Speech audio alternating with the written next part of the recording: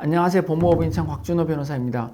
오늘은 소위 말하는 중개기 관리책에 대해 설명을 드리겠습니다. 중개기 관리책이라는 것은 이제 유심을 갈아 끼우면서 핸드폰의 CMC 기능을 이용해서 이제 외국에서 보내는 문자를 국내에서 발송하는 문자인 것처럼 바꿔주는 것이 기능이죠. 요지입니다. 형태는 바뀌어왔지만 요지는 외국에서 보내는 연락을 중국이겠죠. 중국에서 보내는 문자를 국내에서 보내는 것처럼 바꿔주는 것이 핵심입니다. 그래서 중개기를 처음에는 이제 집에서 설치하기도 했고요. 그것이 이제 문제가 되니까 이제 사무실에 설치하기도 하고, 움직이는 차 안에 설치하기도 하고, 살고 있는 다른 사람이 살고 있는 아파트에 이제 설치를 해놓기도 했습니다. 방금 말씀드린 건 다 저희가 실제 진행한 사안들이고요. 오늘은 이 관련된 사안 중에서 4개를 시간 순서대로 추려서 가져와 봤는데요. 이렇게 갑작스럽게 이제 중개기 관리책에 대해서 영상을 찍게 된 것은 오늘 상담이 들어온 사건 때문입니다. 그 상담 내용의 요지는 이분이 이제 중개기 관리책으로 이제 구속이 돼서 재판에 넘겨졌다는 것인데, 그 중에서도 피해 금액이 이제 수억에 이르고 피해자 숫자도 2자릿수에 이르는 사안이라고 합니다. 근데 이제 다른 법무법인에 이제 상담을 했더니 당신은 모르고 했기 때문에 무죄다. 이것이 어떻게 유죄가 나올 수 있냐? 사기는 무죄다라는 것을 계속해서 이야기했다고 합니다. 보통 이렇게 이제 중개기 관리책을 하게 되면은 피해 금액이 커졌을 경우에 있어서는 사기가 이제 붙고요. 그 다음에 전기통신사업자법 위반이 생기게 됩니다. 무등록으로 해서 이제 핸드폰 업자 SK텔레콤 같이 이런 거를 중개를 했다 이런 취지인데요. 전기통신사업법 위반은 이제 부수적인 것이고 핵심적인 결국 사기인 것이죠. 그래서 이제 그렇게 무죄 주장을 하자고 했다고 합니다. 그래서 제가 이제 되물었습니다. 그 변호사님한테 가서 이런 사안에서 피해자가 2자릿수고 피해 금액이 수억에 이르는 사안에서 실제로 무죄를 받아본 적이 있는지를 한번 여쭤보라고 했습니다. 모든 형사사건도 마찬가지고 특히 이런 보이스피싱 사건은 대부분 다 초범입니다. 알면서도 2번 할 리가 없고요.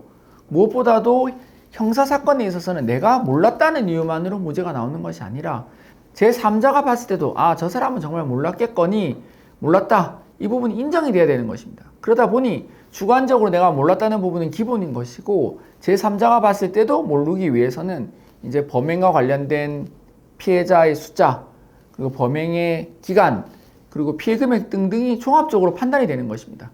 즉 수사기관이나 재판부에서 봤을 때 당신이 이걸 몰랐다 이렇게 인정해주기가 쉽지 않은 것이거든요. 반대로 상담받는 입장에서는 정말 이게 억울할 수도 있기 때문에요. 왜냐하면 이제 중개기 관리자 또는 유심 갈아 끼우는 이게 문제가 된다, 또는 중개기 자체를 봐본 적도 사실은 없잖아요. 그런 상황에 있어서 이제 이것을 알고 시작하는 경우는 잘 없고요. 그러다 보니까 이제 억울해서 그 심정을 변호사한테 이야기하면은 그걸 이용해서 이제 무죄 주장하자, 합의는 필요 없다 이렇게 상담하는 경우가 있더라고요. 근데 그것은 좀 맞지 않는 방향이 아닌가 생각이 돼서 몇 가지 사례를 통해서 영상을 찍어보게 됐습니다. 우선 22년 사례죠. 이제 3년 전 정도 됐는데요. 이 사안에 있어서는 저희가 이제 1심 사례입니다. 이건 인천지방법원 부천지원에 있었던 사건이고요. 이때는 제 적용 법조가 사기 및 전기통신사업법 위반입니다. 그래서 제안받은 사람이 휴대전화를 보관하면서 전원만 끄고 키는 일만 해주면 된다. 타이밍으로 개통된 휴대폰 21대를 이용해서 이제 범행을 관여했다는 것입니다.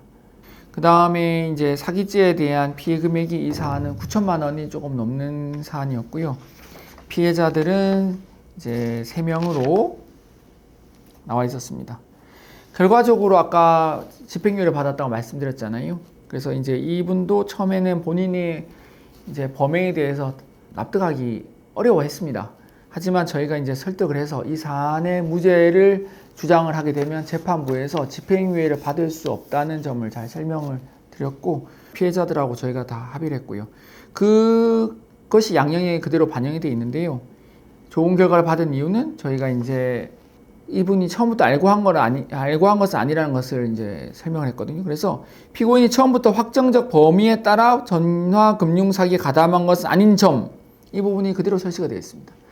만약 여기서 무죄 주장을 했다면은 결과가 이렇게 나오지 않았을 것은 명확합니다. 그래서 저희 주장대로 잘 따라주신 덕택에 이제 집행유예의 좋은 결과를 받았고요. 그래서 가담 정도가 약하다, 수익도 약하고 처음부터 확정적 고의로 일한 것은 아니다는 부분을 설명을 드려서 이제 집행유예 결과를 받게 된 것입니다. 이게 22년도 사례입니다. 그 다음 사례를 또 하나 설명드리겠습니다. 이거는 서울중앙지방법원 사례고 이것도 이제 1심입니다. 이분은 이제 특이한 것이 이제 두 분이 저희가 같이 공동으로 선임했는데 피고인은 총 4명이었고 저희가 선임한 이 두 분만 집행유예가 나왔습니다. 다른 분은 저희랑 방법을 다르게 했으니까 좋은 결과 안 나왔겠죠. 그렇다면 저희 방법이 맞다는 거 아니겠습니까? 다른 두 분은 전부 다 형량이 실형이 나왔고 저희가 선임한 두 분은 집행유예가 나왔는데 이 사안의 판결문 역시도 구조는 비슷합니다. 그래서 이제 이것은 보이스 오버 인터넷 프로토콜 게이트웨이, 중계기라고 하죠. 이것을 운영했다는 것으로 나와 있고요. 그래서 이 두 분의 사안에 있어서는 이제 제목이 사기 미수, 그리고 전기통신사업법 위반 이렇게 적용되어 있습니다. 사기는 이제 피해자가 발생했으니까 사기인 것이고 미수는 이제 시도하려다가 실패했으니까 사기 미수가 된 것이고요. 그 다음에 전기통신사업법 위반은 아까 말씀드린 것처럼 이게 적용이 됩니다. 그래서 이제 이렇게 적용된 사례에 있어서 저희가 집행유예를 받았는데 다만 여기서도 마찬가지로 읽어드리면 피고인들의 범행의 세부적인 내용에 관하여 확정적 고의에 이르지 않은 것으로 보인다. 이 부분이 중요하죠. 그래서 확정적 고의, 저희도 똑같이 주장했습니다. 이거 잘 모르고 했다.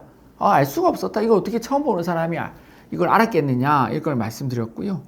그래서 이 사안 역시도 저희가 1심에서 집행유예를 받았습니다. 아까 사안이나 이 사안 모두 1심에서 집행유예를 받았고요. 이 사안은 오히려 앞서 말씀드린 2002년 부천 사례보다 피해 금액은 더 큰 사안입니다. 근데 이제 제가 두 분을 이렇게 선임해서 이 사안에 서울중앙에서 집행유예를 받았습니다. 자, 그 다음 사례는 인천 사례인데요. 이건 2024년 사례입니다.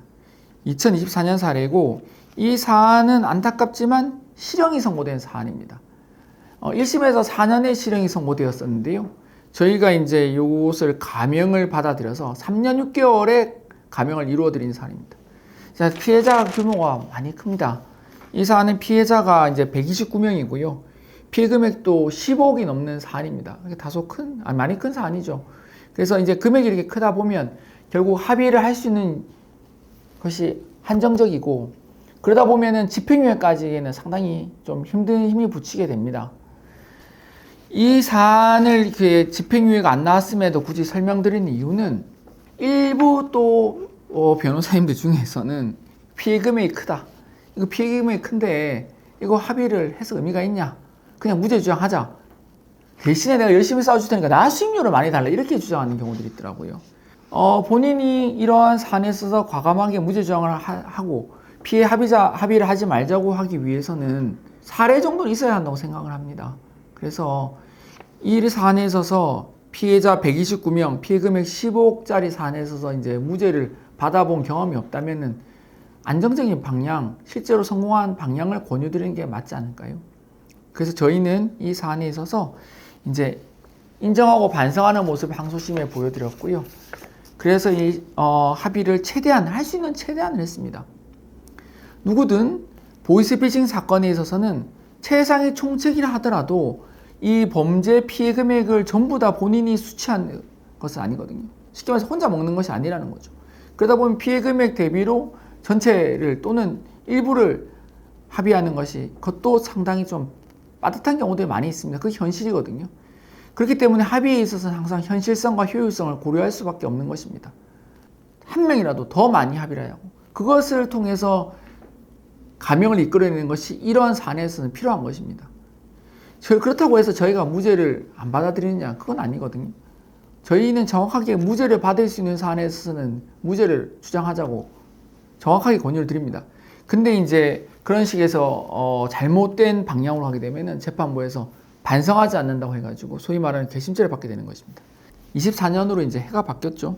그 사안의 적용 법조를 보면은 전기통신 금융사기 피해 방지 및 피해금 환급에 관한 특별법 위반, 컴퓨터 등 사용 사기, 전기통신사업법 위반으로 되어 있습니다. 쉽게 말해서 전기통신 금융사기 피해 방지법, 이게 이제 보이스피싱 특별법이잖아요. 그리고 컴퓨터 등 사기죄 또 마찬가지로 이제 사기죄. 그러니까 쉽게 말해서 아까랑 똑같습니다. 사기죄와 전기통신사업법 위반으로 쉽게 말해서 기소가 된 것이라고 생각하시면 됩니다. 다만 이 사안은 피해 금액이 워낙 크고 피해자들도 많다 보니 합의를 해서 이끌어내는 데 있어서 집행유예까지는 힘이 붙인 사안이었고, 그래서 감형을 이끌어낸 것입니다. 거듭 말씀드리지만 만약에 이렇게 이런 식의 방법을 쓰지 않았다면 감형조차도 힘들었을 것임은 분명합니다. 자, 그 다음 사례를 또 하나 말씀드리겠습니다. 이것도 24년도 사례인데요. 이 사안은 이제 항소심에서 저희를 선임해서 집행유예를 받은 사안인데요. 1심에서는 실형이 나왔습니다. 1심에서 실형이 나왔고요. 이제 항소심에서 저희를 선임해서 집행유예의 좋은 결과를 받아들인 것이죠. 1심에 있어서는 앞서 말씀드린 제가 조금 잘못된 방향이 아닌가 하는 그런 방향으로 진행을 했었습니다. 그렇지만 항소심에서 저희를 선임해서 좋은 결과를 받았죠. 재판부에서 이제 항소심에서 집행유예를 준 판단 내용을 보면은 이제 휴대전화기와 유심카드 등을 유지 관리하는 소위 중개소 역할을 했다.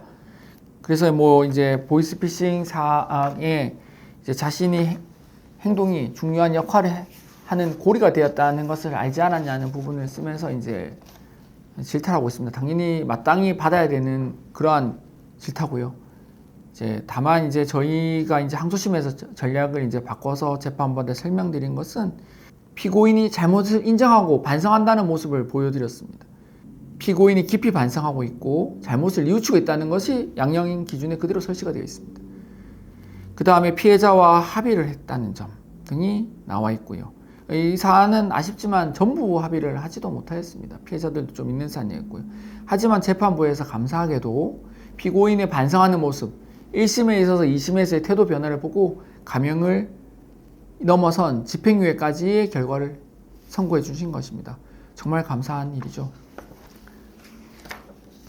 이제 이렇게 중개기라는 것은 일반인들이 봤을 때 상당히 생소한 물건이죠. 일부는 뭐 변호사님들도 잘 모르는 경우들이 대부분일 것입니다. 하지만 내가 생소한 일을 했기 때문에 이 피해자들이 이렇게 발생했음에 불구하고 내가 무죄다 주장하는 것은 좀 다른 문제입니다. 그리고 심지어 이런 것을 하자고 변호사가 이야기를 하는 것을 또 그대로 듣고 지나치게 또 많은 수임료를 지불하는 것 역시도 이 사안에 있어서는 합리적이지 않을 수 있습니다. 이러한 사안들은 피해자들이 분명히 있는 사안이기 때문에 합의금을 써야 되거든요. 그리고 저희가 쭉 사안을 이제 보여드렸다시피 이러한 사안들은 집행유예 내지는 항소심에서의 감형이 합의와 아주 밀접하게 연관되어 있지 않습니까? 그러면 이제 변호사들이 이 전체적 피해자들 중에서 어떤 피해자와 어떻게 합의를 해나갈 것인지를 전략을 세우고 피해자를 설득하는 것은 기본이 될 것이지만 변호사들이 해줄 수 없는 건 합의금 마련이잖아요. 근데 지나치게 변호사 수임료를 많이 쓰게 되면은 당연히 합의의 여력이 그만큼 줄어들지 않겠습니까? 그래서 그런 밸런스를 적절하게 잘 조절하는 것이 필요합니다. 당장은 마음에 콕 하고 찍히는 무죄 주장이 정답이 아닐 수 있다는 점은 명심하셔야 될 것입니다. 이 영상을 찍는 것이 일부 변호사님들에 대해서 좀 비난이 될 수도 있기도 할 것이거니와 또한 뭐 그 나름대로 변호사님들도 생각이 있을 수도 있지 않겠습니까? 그럼에도 불구하고 이렇게 좀 조심스럽게 영상을 올리게 되는 것은 형편이 많이 어려우신데 형편이 많이 어렵기 때문에 나는 합의를 완전히 하지 않겠다. 그 부분은 접고 가겠다고 하는 것은 다소 합리적이지 않을 수도 있다. 합리적인 판단의 몫은 결국 의뢰인 아니겠습니까? 변호사가 자기가 속해 있는 사건에 있어서 제시하는 전략을 봤을 때 그 전략을 통해서 실제로 성공한 적이 있는지를 보시는 것이 중요하다고 생각합니다. 의뢰하시는 분의 또는 의뢰하시는 분의 가족분들이 피고인으로 재판을 받아야 되는 사안일 텐데요. 그분의 인생은 한 번입니다. 이런 재판 한 번 보는 것이죠. 요번에 아이고 실수했으니까 다음번 재판 잘하자 이렇게 될 수는 없잖아요. 그래서 그러한 실제 성공 사례가 있는지를 반드시 꼼꼼하게 검토를 해보시고 그 다음에 변호사와 만나서 상세하게 그 이야기를 들어보면서 얼만큼 일을 잘 봐줄 수 있는지도 보는 것이 중요하지 않나 싶습니다. 그래서 요즘에 이제 이러한 중개기 사례들이 다소 좀 많이 줄었다면 줄을 수도 있겠죠. 예전엔 정말 많았거든요. 그런데 그럼에도 불구하고 여전히 이제 이런 사례들에 대해서 문제가 생기고 있는 것은 유효하고요. 여기에 대해서 판단 기준도 점점 재판부에서 엄격하게 보고 있는 것도 맞습니다. 이런 점들을 잘 고려하셔서 내가 몰랐다는 이유만으로 형사사건에 있어서 무죄가 나오는 것은 아니라는 점 다시 한번 말씀드리며 영상을 마무리하겠습니다. 중개기 관련해서 궁금하신 점 있으시면 저희 사무실에 문의 주시면 저희가 성실하게 상담드리도록 하겠습니다. 감사합니다.